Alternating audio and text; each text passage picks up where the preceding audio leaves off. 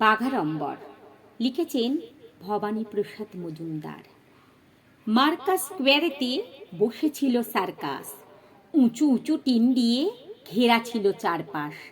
একদিন মাঝরাতে সেই বেড়া লাফিয়ে নোড়া কাটা কেঁদোবা কলকাতা কাঁপিয়ে, টালা থেকে টালিগঞ্জ, বেহালা টু হালতু, 5 পা ঘুরে ফিরে ঘেমে নে ফালতু। অবশেষে গঙ্গার জল খেয়ে হাওড়ায় লাফ দিয়ে ব্রিজে উঠে লেকচার আওড়ায়।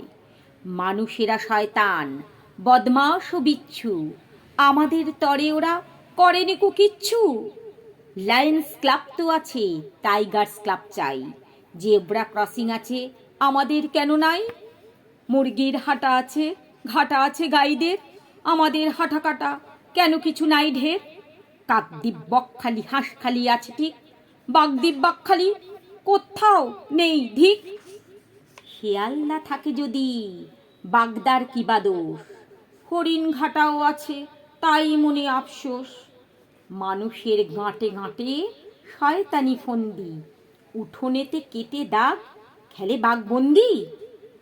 অত সোজা নয় বাপু, ভাবো যত মনেতে, নয়া দল গড়বই ফিরে গিয়ে বনেতে।